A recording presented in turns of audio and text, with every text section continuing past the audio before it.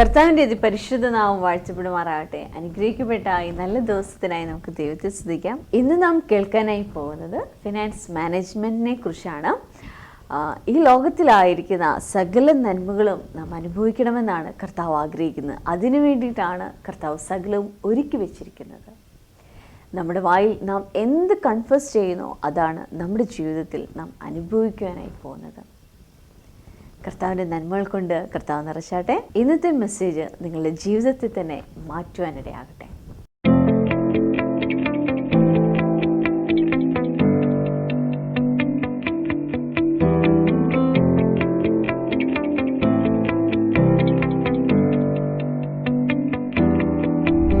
നമ്മൾ ഈ ദിവസങ്ങളിൽ പഠിക്കുന്ന മെസ്സേജിന്റെ പേര് പറയാമോ നിങ്ങൾക്ക്?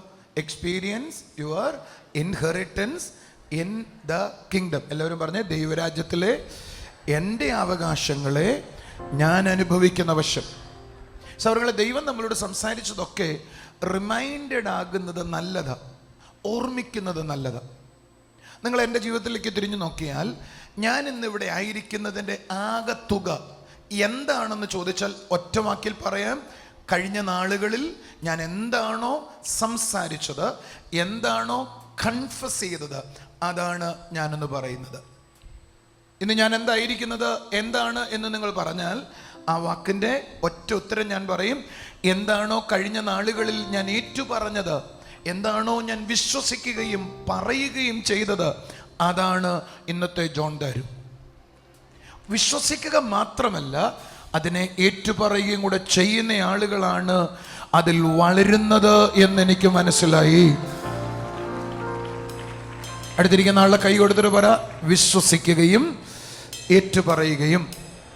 ഒരു ഹല്ലേലൂയ പറഞ്ഞാട്ടെ, ഒന്ന് പറഞ്ഞാട്ടെ. ദൈവരാജ്യത്തിലെ നന്മകൾ എനിക്കുള്ളതാണ്, ആരോഗ്യം എൻ്റേതാണ്, സമ്പത്ത് എനിക്കുള്ളതാണ്, ഈ ലോകം എനിക്കുള്ളതാണ്, ആത്മീയ വരങ്ങൾ എനിക്കുള്ളതാണ്, സ്വർഗത്തിലെ സകല ആത്മീയ വരങ്ങളും എനിക്കുള്ളതാണ്, സ്വർഗത്തിലെ സകല നന്മകളും എനിക്കുള്ളതാണ്, ഈ ഭൂമി എനിക്കുള്ളതാണ്. ഓ ഹല്ലേലൂയ, കൈകളടിച്ചൊരു ആമേൻ പറഞ്ഞാട്ടെ. നമ്മൾ എങ്ങനെയാണെന്നറിയാവോ? നമ്മളെല്ലാവരും ഭക്തരാണ്. നമ്മളെല്ലാം ഭക്തരായിരിക്കും. നമ്മൾ പറയും, ദൈവം മതി, വേറൊന്നും ഇല്ലെങ്കിലും കുഴപ്പമില്ല, ദൈവം മതി, വേറെന്തെങ്കിലും ഇല്ലെങ്കിലും കുഴപ്പമില്ല. നിങ്ങളുടെ ആ പറച്ചിൽ നിന്ന് നിങ്ങൾ മാറേണ്ടത്. യേശു ശിഷ്യന്മാരോട് പറഞ്ഞത്, നിങ്ങൾ എന്തെങ്കിലും ഉപേക്ഷിച്ചാൽ ഈ ലോകത്തിൽ തന്നെ 100 മടങ്ങായി വയലിനെയോ വസ്തുവകയോ തരും. അതിൻ്റെ കൂട്ടത്തിൽ നിത്യജീവനം പ്രാപിക്കാത്ത ആരുമില്ല. അപ്പൊ നിത്യജീവന്റെ കൂട്ടത്തിൽ ദൈവം എന്ത് പറഞ്ഞു? ഈ ലോകത്തിലെ സകല നന്മയും പറഞ്ഞു. ഒരു ഹല്ലേലൂയ പറഞ്ഞാട്ടെ. അതുകൊണ്ട് എൻ്റെ കൂടെ ഒന്ന് പറഞ്ഞാട്ടെ, സകല നന്മകളും എനിക്കുള്ളതാണ്. ഉറക്കെ പറ, hallelujah. The wealth of the kingdom is mine. പറഞ്ഞാട്ടെ, wealth of the kingdom is mine. ദൈവരാജ്യത്തിലെ നന്മകൾ എനിക്കുള്ളതാണ്. ഉറക്കെ പറ, ദൈവരാജ്യത്തിലെ നന്മകൾ എനിക്കുള്ളതാണ്. സൗരങ്ങളെ, കഴിഞ്ഞ ആഴ്ച ഞാൻ പറയുമ്പോൾ 2 വാചകങ്ങൾ പറഞ്ഞു.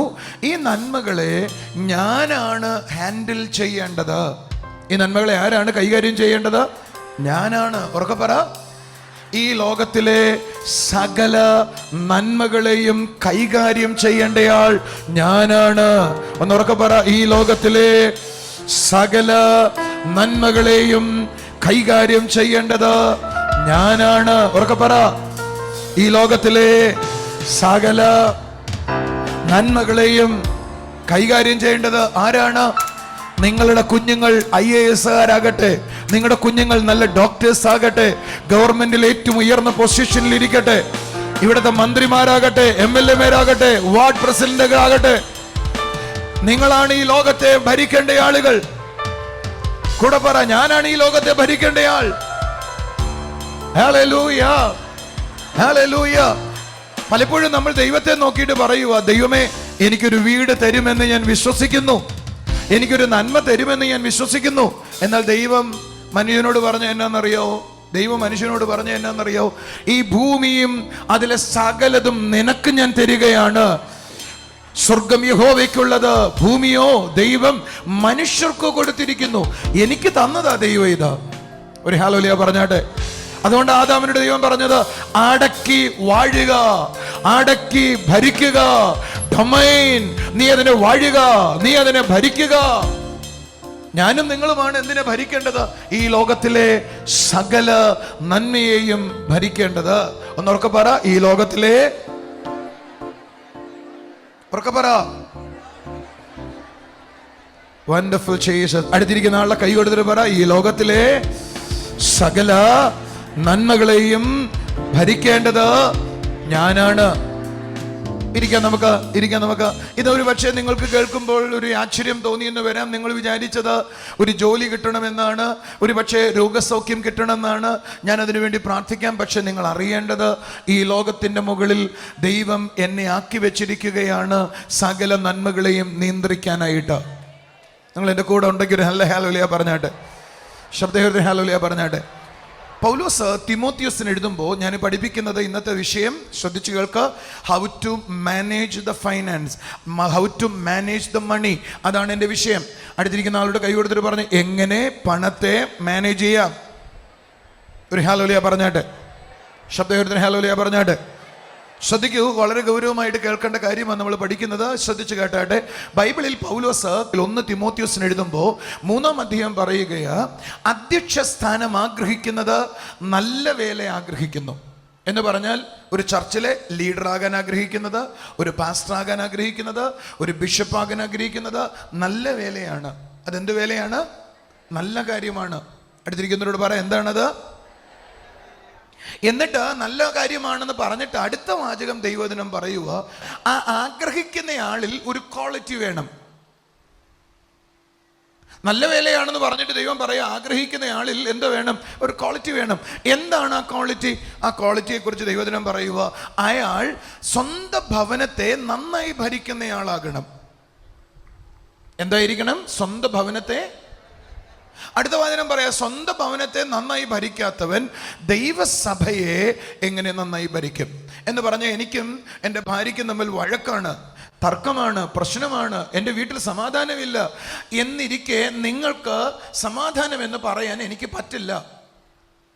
ഇത് എൻ്റെ വീടിനേക്കാൾ വലിയ വീടാണ്. അതാണ് സഭ. സഭ എന്താണ്? കുറച്ചും കൂടെ വലിയ വീട്, കുറെ കൂടെ ആളുകളുള്ള, അച്ഛനും അമ്മയും മക്കളും ഉള്ള വീട്. അത്രേ ഉള്ളൂ. അല്ലാതെ സഭയെന്ന് വേദവസം വിളിച്ചില്ല അതിനെ. എൻ്റെ കൂടെ ഉണ്ടെങ്കിൽ ഹല്ലേലൂയ പറഞ്ഞാട്ടെ. എൻ്റെ വീടിനെ നന്നായി ഭരിക്കാത്ത ഒരാൾക്ക് എന്ത് ചെയ്യാൻ പറ്റത്തില്ല? സ്വന്തം ഭവനത്തെ നന്നായി നോക്കാൻ കഴിയാത്ത ഒരാൾക്ക് എന്തിനെ ഭരിക്കാൻ കഴിയത്തില്ല? സഭയെ ഭരിക്കാൻ കഴിയത്തില്ല. എൻ്റെ പെങ്ങന്മാർ എന്നോട് ചോദിക്കാറുണ്ട്, ജോണെ ഇപ്പോഴും നിന്റെ ഹണിമൂണ് മാറിയിട്ടില്ലേടാന്ന്. ഞാൻ പറയാറുണ്ട്, ഞങ്ങളിപ്പോൾ കല്യാണം കഴിച്ചിട്ടേ ഉള്ളൂ റീനേന്ന്. അല്ലെങ്കിൽ എൻ്റെ പെങ്ങന്മാരോട് പറയാറുണ്ട്, അത്ര അടിച്ചു പൊളിച്ചാണ് ഞങ്ങൾ ജീവിക്കുന്നത്. കണ്ടോ, ഒറ്റ ഒരെണ്ണത്തിന് ചുറ്റൊക്കെ അങ്ങോട്ട് അസൂയ നോക്കും, അസൂയ. ഒരെണ്ണം മിണ്ടിയില്ല എന്ന രസം. നിങ്ങൾക്ക് അങ്ങനൊന്നും ഇല്ല കേട്ടോ, ഞാൻ തമാശക്ക് പറഞ്ഞ. എന്തിനാ ദൈവം പൗലോസിലൂടെ അത് സംസാരിച്ചത്? ഭവനത്തെ നോക്കാൻ കഴിയുന്ന ഒരാൾക്ക് സഭയെ നോക്കാൻ പറ്റത്തുള്ളൂ. സഭയെ നോക്കുന്ന ഒരാളാണ് പക്ഷെ ഭവനത്തെ നോക്കുന്നില്ല എന്ന് പറഞ്ഞാൽ, അവരുടെ തലമുറയെ നോക്കിയാൽ പിന്നീട് അത് മനസ്സിലാകും. ഒരു ഹല്ലേലൂയ പറയാം. നിങ്ങളോട് ഞാൻ നേരത്തെ പറഞ്ഞ വാചകം ശ്രദ്ധിച്ചോ? നിങ്ങൾ ആരാണ്? ഈ ലോകത്തിലെ സമ്പത്തിനെ ഹാൻഡിൽ ചെയ്യേണ്ട ആള്, ഈ ലോകത്തിലെ സകല കാര്യം നോക്കേണ്ട ആള്. പക്ഷേ ഈ ലോകത്തിലെ സകല കാര്യം നോക്കുന്ന നമുക്ക് സ്വന്തം വീട്ടിലെ ഒരു കാര്യം നോക്കാൻ അറിയില്ല എന്ന് പറയുന്നതാണ് അപകടം എന്ന് പറയുന്നത്. ഒരു ഹല്ലേലൂയ പറയാം. കഴിഞ്ഞ ആഴ്ച നമ്മൾ വായിച്ച വാക്യത്തിലേക്ക് വരാം. ഉൽപ്പത്തി പുസ്തകം 2-ാം അധ്യായം 4-ാമത്തെ വാചകം. യഹോവയായ ദൈവം ഭൂമിയും ആകാശവും സൃഷ്ടിച്ച നാളിൽ, ആകാശവും ഭൂമിയും സൃഷ്ടിച്ചതിൻ്റെ ഉൽപ്പത്തി വിവരം. വയലിലെ ചെടി ഒന്നും അതുവരെ ഭൂമിയിൽ ഉണ്ടായിരുന്നില്ല, വയലിലെ സസ്യമൊന്നും മുളച്ചിരുന്നില്ല. അടുത്ത വാചകം നിങ്ങൾ എന്നോട് കൂടെ ചേർന്ന് വായിച്ചാട്ടെ. യഹോവയായ ദൈവം ഭൂമിയിൽ മഴ പെയ്ച്ചിരുന്നില്ല. എന്ത് ചെയ്തിരുന്നില്ല? മഴ പെയ്ച്ചിരുന്നില്ല. അടുത്ത വാചകം, നിലത്ത് വേല ചെയ്യുവാൻ മനുഷ്യനുണ്ടായിരുന്നില്ല. എന്തുകൊണ്ടാണ് ദൈവം മഴ പെയ്യിക്കാഞ്ഞതെന്ന് വേദപുസ്തകത്തിൽ പറയുക. എന്താ കാരണം? വേല ചെയ്യാൻ മനുഷ്യനില്ലായിരുന്നു. മനുഷ്യൻ എന്തില്ലായിരുന്നു? നോക്കാൻ ആളില്ലായിരുന്നു. എന്തുകൊണ്ടാണ് ദൈവം ഭൂമിയെ സമൃദ്ധിയിലേക്ക് കൊണ്ടുവരാഞ്ഞത്? നോക്കാൻ മനുഷ്യനില്ലായിരുന്നു. ഞാൻ ഒറ്റ വാക്കിൽ പറയട്ടെ, നോക്കാൻ ആളുള്ളിടത്താണ് ദൈവം സമൃദ്ധിയെ പകരുന്നത്. നന്നായി നോക്കുന്ന ഒരു സ്ഥലത്ത് വർധനവുണ്ടാകും. അടുത്തിരിക്കുന്ന ആളുടെ കൈ കൊടുത്തിട്ട് പറഞ്ഞ്, നന്നായി നോക്കുന്നിടത്ത് എന്തോ ഉണ്ടാകും? വർധന ഉണ്ടാകും. എൻ്റെ ചർച്ചിലെ ലീഡേഴ്സ് കേൾക്കുന്നു, നിങ്ങൾ നന്നായി നോക്കുന്നു എങ്കിൽ വർധന ഉണ്ടാകും. അധ്വാനിയുടെ കൈ സമ്പത്തിനെ ഉണ്ടാക്കും. ഒരു വേദവസമാണ് ഞാൻ പറയുന്നേ. മടിയനോ അവൻ എന്തുകൊണ്ടുവരും? കുറെ കൂടെ നിദ്ര, കുറെ കൂടെ ഉറക്കം. അവൻ്റെ ദാരിദ്ര്യം വഴിപോക്കനെ പോലെയും ആയുധപാണിയെ പോലെയും വരും. എൻ്റെ കൂടെ ഉണ്ടോ? ഒരു ഹല്ലേലൂയ പറഞ്ഞാട്ടെ. മടിയൻ്റെ വീട്ടിൽ ദാരിദ്ര്യമുണ്ട്, എന്നാൽ അധ്വാനിയുടെ വീട്ടിലോ എന്തോ ഉണ്ട്? സമൃദ്ധിയുണ്ട്. അടുത്തിരിക്കുന്ന ആളോട് കര പറ, നീ സമൃദ്ധി അനുഭവിക്കുന്നതിനെ എന്ത് നോക്കണം? നിന്നെ ഏൽപ്പിച്ചതിനെ പരിപാലിക്കണം. ചില ആളുകൾ എന്നോട് പറയുന്ന ഒരു ഉദാഹരണങ്ങൾ പറഞ്ഞിട്ട് ഇന്നത്തെ മെസ്സേജിലേക്ക് വരുമോ. എനിക്ക് ബ്രദറെ 100 രൂപ കിട്ടിയാൽ, 1000 രൂപ കിട്ടിയാൽ അതിൽ 1000 രൂപയിൽ നിന്ന് 100 രൂപ മാറ്റിവെക്കണമെന്ന് എനിക്ക് ആഗ്രഹമുണ്ട്. പക്ഷേ മാസം അവസാനം ആകുമ്പോഴേക്കും ആ 100 രൂപയും കൂടെ എടുത്ത് ചെലവാക്കിയാലേ കാര്യം നടക്കത്തുള്ളൂ. എനിക്ക് കൊടുക്കണമെന്നുണ്ട്. ബ്രദർ പ്രാർത്ഥിക്കേ, ഞാൻ നിങ്ങൾക്ക് വേണ്ടി പ്രാർത്ഥിക്കാം, ദൈവം നിങ്ങളെ സമൃദ്ധിയിലേക്ക് നടത്തട്ടെ.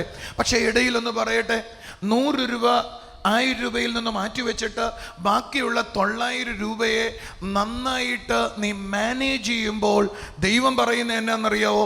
നീ അല്പത്തിൽ വിശ്വസ്തനാണ്, നീ അധികത്തിൽ ഞാൻ നിന്നെ വിചാരകനാക്കാം. ദൈവം നിന്നെ അനുഗ്രഹിക്കില്ല എന്നൊന്നും ഞാൻ പറയാൻ ആളല്ല. പക്ഷെ ദൈവത്തിന്റെ കണ്ണിൽ നീ അല്പകാര്യത്തിൽ പോലും എന്താണ്? വിശ്വസ്തനാണ്. ദൈവം എന്ത് ചെയ്യും? അധികത്തിൽ നിന്നെ വിചാരകനാക്കും. അടുത്തിരിക്കുന്നവരോട് പറ, അധികത്തിൽ വിചാരകനാക്കും. ഒരു ഹല്ലേലൂയ പറഞ്ഞാട്ടെ. ശബ്ദമേർത്തി ഹല്ലേലൂയ പറഞ്ഞാട്ടെ. നിങ്ങൾ എന്നെ മനസ്സിലാക്കുന്നു. എന്നാൽ നമ്മുടെ പ്രശ്നം എന്നാന്ന് പറയും, ഈ പൈസയുടെ കാര്യം വരുമ്പോൾ മാത്രം ദൈവത്തെ അടുപ്പിക്കത്തില്ല. നമ്മുടെ പൈസയെ കൺട്രോൾ ചെയ്യുന്നത് നമ്മളാണ്, ദൈവമല്ല. നമ്മളാണ്, നമ്മുടെ ഇഷ്ടമാണ് നമ്മൾ പൈസയിൽ ചെയ്യുന്നത്. ഒരു ഹല്ലേലൂയ പറഞ്ഞാട്ടെ. ഈ ലോകത്തെ ഭരിക്കേണ്ടവരാ നമ്മൾ, ഈ ലോകത്തെ നിയന്ത്രിക്കേണ്ടവരാ നമ്മൾ. പക്ഷെ വീടിനെ നിയന്ത്രിക്കാൻ ഇപ്പോഴും പറ്റിയിട്ടില്ല. എൻ്റെ കൂടെ ഉണ്ടോ? നിങ്ങളൊരു ഹല്ലേലൂയ പറയാവോ? കഴിഞ്ഞ ദിവസം എൻ്റെ ഭാര്യയും മക്കളെയൊക്കെ കുറ്റം പറഞ്ഞ് നിങ്ങൾ കേട്ടില്ലായിരുന്നോ? മനഃപൂർവ്വം കുറ്റം പറഞ്ഞതാണ് ഞാൻ. എൻ്റെ ഭാര്യയും മക്കളും അങ്ങനെ പലപ്പോഴും ചെയ്തിട്ടില്ലാത്ത കാര്യവും അവരുടെ തലയെ കൊണ്ടിട്ടിട്ട് നിങ്ങളോട് ഞാൻ സംസാരിച്ചു. നമ്മുടെ വീട്ടിൽ കേട്ടിട്ടുള്ള ശബ്ദം അറിയാവോ? ഒന്നും കൂടെ ഒന്ന് ഓർമ്മിക്കട്ടെ. അമ്മ എൻ്റെ സ്ലൈഡ് കണ്ടോ? അമ്മ പറയും, എവിടെന്ന് ഞാൻ കണ്ടില്ല, നീ വെച്ചോടുത്ത് നോക്ക്. വെച്ച സ്ഥലം ഓർമ്മയില്ലാത്തോണ്ടല്ലേ അമ്മയെ ചോദിച്ചത്. അമ്മയോട് ചോദിക്കുന്ന, അമ്മ മോളോട് ചോദിക്കുന്നത്, അമ്മ എടി എൻ്റെ സ്ലൈഡ് കണ്ടോ? അമ്മയ്ക്കും അറിയില്ല സ്ലൈഡ് എവിടെ വെച്ചതെന്ന്. സ്ലൈഡ് അല്ല എൻ്റെ വിഷയം. സ്ലൈഡ് അല്ല എൻ്റെ വിഷയം. നിങ്ങളുടെ സേഫ്റ്റി പിൻ അല്ല വിഷയം. സോളി, എനിക്കൊരു സേഫ്റ്റി പിൻ ഇതാ, ഇപ്പൊ തരാൻ കേട്ടോ. ആ തരാന്ന് പറഞ്ഞതിന്റെ അർത്ഥം ഞാനൊന്ന് തപ്പട്ടെ കേട്ടോ എന്നാണ്. ഒരു ഹല്ലേലൂയ പറഞ്ഞാട്ടെ. നിങ്ങളുടെ വീട്ടിനകത്ത് നിങ്ങൾക്ക് കഴിയത്തില്ല എങ്കിൽ ഒരു പ്ലാസ്റ്റിക്കിന്റെ കുപ്പി കട്ട് ചെയ്തിട്ട് ഒരു പാത്രം ഉണ്ടാക്കിയിട്ട് ആ കണ്ണാടിയുടെ മുമ്പിൽ വെക്കുക. മുടി ചീകുന്ന സ്ഥലത്ത് വെക്കുക. അതിൻ്റെ കൂട്ടത്തിൽ ഒരു ചീപ്പ് വെക്കുക, ചന്തമായിട്ട് വെക്കുക. അതിൻ്റെ കൂട്ടത്തിൽ നിങ്ങൾക്ക് റൗണ്ട് കോമ്പാണ് ഇഷ്ടമെങ്കിൽ അത് കൂട്ടത്തിൽ വെക്കുക. അതിരിക്കുന്ന കാണാൻ തന്നെ എന്ത് സന്തോഷമാണ്. ചില ആളുകൾ വീട്ടിൽ നിന്ന് ഇറങ്ങാൻ നേരത്ത് ചോദിക്കുന്ന കേട്ടിട്ടുണ്ടോ, എടി താക്കോല് കണ്ടോ? അപ്പൊ അമ്മയോട് അവള് പറയും, ഞാൻ എടുത്തില്ല അമ്മേ. നീ അല്ലടി കഴിഞ്ഞ ദിവസം വന്ന് വാതിൽ പൂട്ടിയത്. അപ്പൊ അവള് പറയും, ഞാൻ പൂട്ടിയിട്ട് തുറന്നിട്ട് അതുപോലെ അവിടെ വെച്ചു. നിങ്ങളുടെ വീട്ടിലാരും ഇങ്ങനെ ഉണ്ടായിട്ടേ ഇല്ലേ? നിങ്ങൾ ഇരിക്കുന്നത് കണ്ടപ്പോ വിചാരിച്ചു എൻ്റെ വീട്ടിൽ മാത്രം അതുള്ളെന്നാ ഞാൻ വിചാരിച്ചത്. നിങ്ങളുടെ വീട്ടിൽ ഉണ്ടെങ്കിൽ അത് കൈ ഉയർത്തി കാണിച്ച് എല്ലാവരും കൂടെ കൈ പൊക്കിയോ? അതെന്താ ബ്രദറെ? താക്കോല് പൂട്ടാൻ നേരത്തെ താക്കോല് കാണത്തില്ല, ഇറങ്ങാൻ നേരത്തെ ഈ താക്കോൽ എവിടെ വെച്ചെന്ന് ഒരു പിടിയും കിട്ടത്തില്ല. അങ്ങനെ തോന്നിയിട്ടുള്ളവരുന്ന് കൈ ഉയർത്തിക്ക്. അതെന്താ ബ്രദറെ? കാരണം താക്കോല് വെക്കാനായിട്ട് ഒരു സ്ഥലം നമ്മുടെ വീട്ടിലില്ലാത്തോണ്ടാ. ആ താക്കോല് പൂട്ടിയിട്ട് ആ അടുത്ത പണിയുന്ന നേരെ അങ്ങോട്ട് ഇടും. എവിടെ ഇട്ടെന്ന് പോലും ഓർമ്മയില്ല. അടുത്തിരിക്കുന്നവരോട് പറഞ്ഞേ, താക്കോല് വെക്കാൻ ഒരു സ്ഥലം വേണം.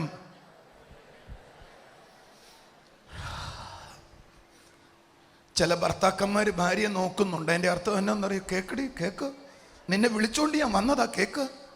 ചില ഭാര്യമാര് ഭർത്താവ് എവിടെ ഇരിക്കുന്നു ഇങ്ങനെ എത്തി നോക്കുന്നു. അങ്ങനെ ഇറങ്ങിപ്പോയോ? Are you listening to me? നിങ്ങളെ ആരെയും ഞാൻ കുറ്റപ്പെടുത്തുകയല്ല കേട്ടോ. ഒരു ഹല്ലേലൂയ പറഞ്ഞാട്ടെ. കുറച്ചും കൂടെ ഉള്ളിലേക്ക് വരട്ടെ, കരമുയർത്തിയൊരു നല്ല ആമേൻ പറഞ്ഞാട്ടെ. നിങ്ങളുടെ വീടിനെ നിങ്ങൾ ഓർഗനൈസ് ചെയ്യുക. സത്യത്തിൽ ഒരു വീട് ഡിസോർഡറായി കിടക്കുന്നു എന്ന് പറഞ്ഞാൽ എൻ്റെ അർത്ഥം എന്നാണെന്നറിയോ? വേദപുസ്തകം പറയുന്നത് ഭൂമി പാഴും ശൂന്യമായിരുന്നു. 1-ാം അധ്യായം 1-ാം വാക്യം. എന്തുകൊണ്ട് പാഴും ശൂന്യമായി? പിശാച് എവിടെയാണോ പ്രവർത്തിക്കുന്നത് അവിടൊക്കെ പാഴും ശൂന്യതയും ഉണ്ടാകും. പാഴായി കിടക്കുകയും ശൂന്യമായി കിടക്കുകയും ചെയ്യുന്ന സ്ഥലത്തിന്റെ പ്രത്യേകത എന്താ? അവിടെ ആര് പ്രവർത്തിക്കുന്നു? ദൈവമല്ല, പിശാച് പ്രവർത്തിക്കുന്നു. ദൈവവചനം വായിക്കുമ്പോൾ നമുക്ക് മനസ്സിലാകും, അധ്വാനിയുടെ കൈ സമ്പത്തുണ്ടാക്കും, എന്നാൽ ദരിദ്രൻ്റെ വീട്ടിൽ ദാരിദ്ര്യം ഉണ്ടാകുവാനിടയായിത്തീരും. നിങ്ങളുടെ കയ്യിൽ കർത്താവ് തരുന്ന സമ്പത്തിനെ നന്നായി മാനേജ് ചെയ്യണമെന്നാണ് കർത്താവ് ആഗ്രഹിക്കുന്നത്. ദൈവിക ജ്ഞാനത്തിൽ ഒരു വ്യക്തി ആയിരിക്കുന്നുവെങ്കിൽ ആ വീട്ടിൽ വർധനവുണ്ടാകുവാനിടയാകും. കർത്താവ് നിങ്ങളെ സമൃദ്ധിയായി അനുഗ്രഹിക്കട്ടെ. നമുക്കിനി ചില സാക്ഷ്യങ്ങൾ കാണാം. Anchal serial number 25. ഈ സിസ്റ്ററിൻ്റെ പേര് ഷീല എന്നാണ്. സിസ്റ്റർ വരുന്ന ചിതറ എന്ന് പറയുന്ന സ്ഥലത്ത് നിന്നാണ് വരുന്നത്. ഈ സിസ്റ്ററിൻ്റെ ജീവിതത്തിൽ ദൈവം ചെയ്ത വലിയൊരു അത്ഭുതത്തെക്കുറിച്ച് പറയാനാണ് നമ്മുടെ മുന്നിലായിരിക്കുന്നത്. ഈ സിസ്റ്റർ പറയുന്നത് 2 വർഷമായിട്ട് നമ്മുടെ ചർച്ചിൽ വന്നുകൊണ്ടിരിക്കുമായിരുന്നു. പക്ഷേ ഹസ്ബൻഡ് ഭയങ്കര തർക്കത്തിലായിരുന്നു, വരാൻ സമ്മതിക്കത്തില്ലായിരുന്നു മീറ്റിങ്ങിന്. ആ സമയത്ത് കഴിഞ്ഞ വർഷത്തെ ന്യൂ ഇയറിന് ഹസ്ബൻഡിനെയും കൂട്ടി നമ്മുടെ മീറ്റിങ്ങിന് കടന്നു വന്നു. ഈ സിസ്റ്റർ നമ്മോട് പറയുന്നത് ആ മീറ്റിംഗ് വന്നതിന് ശേഷം ഹസ്ബൻഡിൻ്റെ 25 വർഷമായ മദ്യപാനം പൂർണ്ണമായും മാറിപ്പോയി. ഒരു വർഷമായില്ലേ? ന്യൂ ഇയറിനാണോ ഹസ്ബൻഡ് ആദ്യമായിട്ട് വരുന്നത്? അതെ, ന്യൂ ഇയറിന് വിശ്വാസത്തെ കൊണ്ടുവന്നതാണ്. അന്ന് മദ്യപാനം നിന്നുപോയി. ഒരു ദിവസമേ പിന്നെ മദ്യപിച്ചിട്ടുള്ളൂ. പിന്നെ പിറ്റേ മാസം തൊട്ട് ചർച്ചിൽ വരാൻ തുടങ്ങി. പിന്നെ ഇപ്പോഴും വരുന്നുണ്ട്. കൈയടിച്ച് കർത്താവിനെ സ്തുതിച്ച് നല്ല സന്തോഷമുള്ള കാര്യമല്ലേ? ന്യൂ ഇയറിന് നമ്മൾ പ്രത്യേകിച്ച് രോഗികൾക്കായൊന്നും പ്രാർത്ഥിച്ചില്ല എങ്കിലും ന്യൂ ഇയറിൻ്റെ സർവീസിൽ അന്ന് വ്യാപരിച്ച ദൈവശക്തി ആ കുടുംബത്തെ സൗഖ്യത്തിലേക്ക് നടത്തിയെങ്കിൽ അത് സന്തോഷമുള്ള കാര്യമാണ്. ചേർന്ന് കൈയടിച്ചൊരു ആമേൻ പറഞ്ഞേട്ടെ. ആമേൻ. അതേപോലെ തന്നെ മകന് 3-4 വർഷം ജോലി ഇല്ലാതെ ഭാരപ്പെടുകയായിരുന്നു. ഗൾഫിൽ പോകാൻ താല്പര്യമുണ്ടായിരുന്നു. ആ വിഷയം ഇവിടെ വന്ന് പ്രാർത്ഥിച്ചു. ഇപ്പോൾ മകന് അനുഗ്രഹിക്കപ്പെട്ടൊരു ജോലി ഉണ്ടെന്നാണ് പറയുന്നത്. ആമേൻ. ഒന്ന് കൈയടിച്ച് കർത്താവിനെ സ്തുതിച്ച്. Serial number 29. ഈ അമ്മയുടെ പേര് ശ്യാമള. അമ്മ വരുന്നത് കരവാളൂർ വാഴവിളയിൽ നിന്നാണ്. അമ്മ പറയുന്ന സാക്ഷ്യം അമ്മയുടെ ഹസ്ബൻഡിന് വേണ്ടിയിട്ടാണ്. ഹസ്ബൻഡ് 30 വർഷത്തോളം മദ്യപാനത്താൽ ഭാരപ്പെടുകയായിരുന്നു. ഈ അമ്മ പറയുന്നത് ഈ മദ്യപാന നിമിത്തം ഈ വീടിനകത്ത് ഒരു സമാധാനവും ഇല്ലാതെ ഇരിക്കുന്ന അവസ്ഥയായിരുന്നു. എനിക്ക് തോന്നുന്നു 2 പേരായി ഇന്ന് മദ്യപാനം മാറിയ സാക്ഷ്യം പറയുന്നല്ലേ? കർത്താവിനൊരു നല്ല കൈയടി കൊടുത്തേ. ആമേൻ. ഇന്ന് രാവിലെ കൊല്ലത്തും 2 പേര് മദ്യപാനം മാറിയ സാക്ഷ്യം പറഞ്ഞു. അടുത്തിരിക്കുന്നവരോട് കൈ കൊടുത്തിട്ട് പറഞ്ഞ്, അത്ഭുതങ്ങളും അടയാളങ്ങളും യേശുവിൻ്റെ നാമത്തിൽ. സ്വഭാവം മാറുന്നത് യേശുവിൻ്റെ സാന്നിധ്യം കൂടാതെ മാറത്തില്ല. ആരോ ഒരാൾ എന്നോട് പറഞ്ഞു, നമ്മുടെ ചർച്ചിലുണ്ടായിരുന്ന ഒരു ബ്രദർ പറഞ്ഞൊരു വാചകമാണ്. അദ്ദേഹം പറഞ്ഞു, പരിശുദ്ധാത്മാവ് ഇല്ലാതെയും രോഗസൗഖ്യം ഉണ്ടാകും. വലിയ വിശ്വാസിയാണ്. അടുത്ത വാചകം എന്നോട് പറഞ്ഞൊരു വാചകം എന്നെ ശ്രദ്ധിപ്പിച്ചത്, ബ്രദർ പ്രാർത്ഥിച്ച രോഗി സൗഖ്യം ഉണ്ടാകും, അവർക്കൊരു മാറ്റം ഉണ്ടാകത്തില്ല. നമ്മുടെ ചർച്ചിലെ ഞാൻ ഏത് മീറ്റിങ്ങിന് പോയാലും അവിടെ ഒരു സാക്ഷ്യമെങ്കിലും മദ്യപാനത്തിൽ നിന്ന് പുറത്തു വന്നവരുടെ കേൾക്കാൻ കഴിയും. മദ്യപാനം മാറുക എന്ന് പറയുന്ന അടിമത്തവാദ. ദൈവത്തിൻ്റെ കരം ഒരു വ്യക്തിയുടെ മനസ്സിനെ തൊടാതെ മദ്യത്തിൽ നിന്ന് പുറത്തു വരത്തില്ല. കൈയടിച്ചൊരു ആമേൻ പറഞ്ഞേട്ട്. ഇന്ന് രാവിലെ കൊല്ലത്ത് പറഞ്ഞൊരു സാക്ഷ്യം ഞാൻ ഓർമ്മിക്കുന്നു. 20 കൊല്ലം അദ്ദേഹം ബോംബെയിലെ ഡ്രൈവറായിരുന്നു. 28 കൊല്ലമായി മദ്യപിക്കാൻ തുടങ്ങിയിട്ട്. എന്നാൽ കഴിഞ്ഞ പ്രാവശ്യത്തെ നമ്മുടെ ക്യാമ്പിന് വന്നതിന് ശേഷം അദ്ദേഹം പറയുക, മദ്യപിക്കുന്ന ആളിനെ ഇപ്പോൾ കണ്ടാൽ എനിക്ക് ദേഷ്യം വരും, അതുപോലെ മദ്യപാനത്തിൻ്റെ മനസ്സ് മാറിപ്പോയി. അതാണ് നമ്മൾ ചെയ്യുന്നത്. ഒന്ന് കൈയടിച്ചൊരു ആമേൻ പറഞ്ഞേട്ടെ. എന്നാൽ ഈ അമ്മ വിശ്വാസത്തോടെ നമ്മുടെ ചർച്ചയിൽ വരികയും നമ്മുടെ സൂര്യ ടി-വിയിലെ പ്രോഗ്രാം സ്ഥിരമായിട്ട് കാണുകയും ചെയ്യുന്നതിനെ തുടർന്ന് അമ്മ പറയുന്നു, ഇപ്പോൾ ഹസ്ബൻഡ് മദ്യപാനം നിർത്തി. 30 വർഷം കൊണ്ടുണ്ടായിരുന്ന ആ മദ്യപാന ശീലത്തിൽ നിന്ന് അച്ഛൻ പുറത്തു വന്നു. അതേപോലെ ഈ അമ്മ പറയുന്ന വീടിനകത്ത് സമാധാനമായി ഇപ്പോൾ അവർ സന്തോഷത്തോടെ ദൈവസന്നിധിയിലായിരിക്കുന്നു എന്ന് അമ്മ സാക്ഷ്യപ്പെടുത്തുന്നത്. മുടങ്ങാതെ പള്ളിയിൽ വരണം കേട്ടോ. സാക്ഷി പറയുന്നു. ഹസ്ബൻഡ് വന്നിട്ടുണ്ടോ? ഒന്ന് എഴുന്നേറ്റ് നിൽക്കാവോ? ബ്രദറിന് എഴുന്നേറ്റ് നിൽക്കാം. ഹസ്ബൻഡ് എഴുന്നേറ്റ് നിൽക്കാവോ? അതിന് നേരെ എല്ലാവരും കരയുയർത്തി പ്രാർത്ഥിച്ച കർത്താവേ, ആ കുടുംബത്തെ അനുഗ്രഹിക്കുന്നപ്പ ദൈവിക സ്വഭാവം കൊണ്ട് നിറച്ചതിന് നന്ദി, ദൈവിക സമാധാനം കൊണ്ട് ആ വീടിനെ നിറച്ചതിന് നന്ദി. സന്തോഷമായിട്ട് പോയിട്ട് നമ്പർ 223. സിസ്റ്റർ ഈ ആൻറ്റിയുടെ പേര് ബിന്ദു എന്നാണ്. ചാവടിമുക്ക് എന്ന സ്ഥലത്തു നിന്ന് വരുന്നു. ഈ ആൻറ്റി 8 മാസങ്ങൾക്ക് മുമ്പ് ഒരു വീഴ്ച വീഴുവാൻ ഇടയായി. സിസ്റ്ററിൻ്റെ തയ്യൽക്കട ജോലി ചെയ്തുകൊണ്ടിരിക്കുമ്പോൾ തൻ്റെ 2 കാലും മുട്ടിടിച്ചാണ് വീഴുന്നത്. ഇടത് കാല് ഹാൻഡിക്യാപ്ഡ് ആണ്.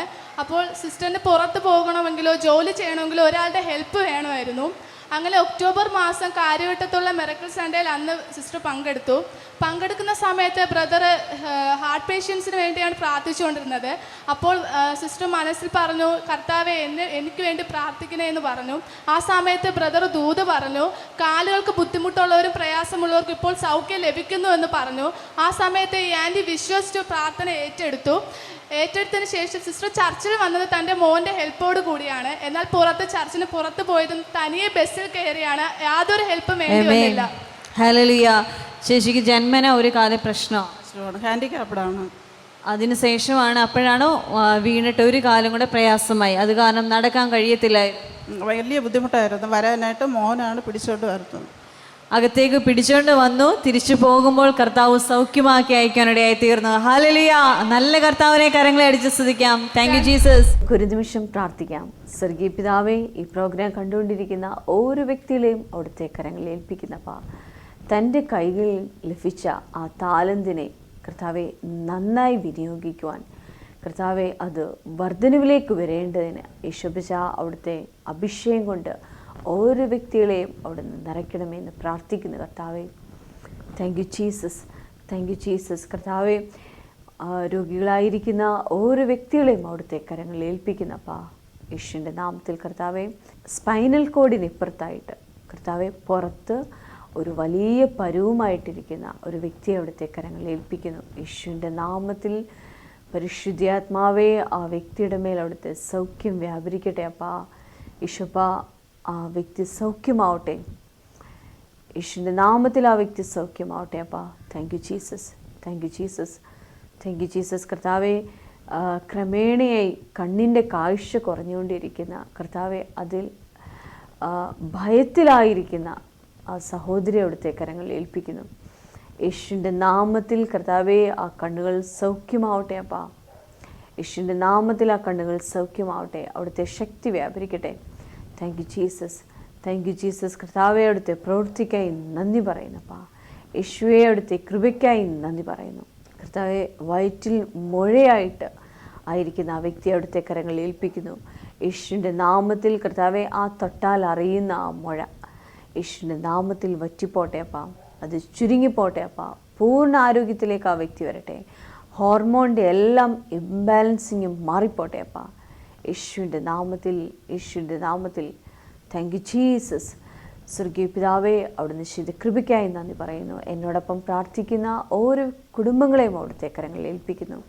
ദൈവിക സമൃദ്ധി കൊണ്ട് അവരുടെ ജീവിതം നിറഞ്ഞാട്ടെ അപ്പാ. യേശുവിൻ്റെ നാമത്തിൽ. Thank you Jesus. അവരുടെ ആവശ്യങ്ങളുടെ മേൽ അവിടുത്തെ കരം അവർക്ക് തുണയായിരിക്കുന്നവർ മനസ്സിലാക്കട്ടെ അപ്പാ. അവിടെ ഞങ്ങളുടെ പ്രാർത്ഥന കേട്ടതിനായി സ്തോത്രം. യേശുവിൻ്റെ നാമത്തിൽ തന്നെ ആമേൻ. നാളെ ഇനി കാണുവരെയും കർത്താവ് നമ്മളെ ഓരോരുത്തരെയും അവൻ്റെ കൃപയിൽ സൂക്ഷിക്കുമാറാകട്ടെ. God bless you. ആമേൻ. ലോകം മുഴുവൻ ദുരന്തങ്ങളിലൂടെ പോകുകയാണ്. വേദനയുടെയും മരണത്തിൻ്റെ ശബ്ദമാണ് ലോകം മുഴുവൻ കേൾക്കുന്നത്. എങ്ങനെ ലോകത്തെ പ്രാർത്ഥനയിൽ സഹായിക്കാം? വേദനിക്കുന്ന ഒരു വ്യക്തിയെ എങ്ങനെ പ്രാർത്ഥനയിലൂടെ സഹായിക്കാം? അതായിരുന്നു ജീസസ് ടൈം എന്ന ഈ പ്രോഗ്രാം ഞങ്ങൾ ചിന്തിച്ചു തുടങ്ങാനുള്ള കാരണം. സഹോദരങ്ങളെ, വിവിധ മീഡിയകളിലൂടെ ഞങ്ങളോട് നിങ്ങൾക്ക് സംസാരിക്കാം. തത്സമയം ഫോണിലൂടെ, വാട്സപ്പ് കോളിലൂടെ നിങ്ങൾക്ക് വിളിക്കാം. നിങ്ങളെല്ലാവരുടെയും വിഷയങ്ങൾക്ക് വേണ്ടി ഞങ്ങൾ ഒരുമിച്ച് പ്രാർത്ഥിക്കുന്നു. ഹാർവസ്റ്റ് ടി വിയിൽ രാവിലെ 11 മുതൽ 12 വരെ എല്ലാ ദിവസവും, തിങ്കൾ മുതൽ വെള്ളി വരെ കാണാൻ മറക്കരുത്. Bless you.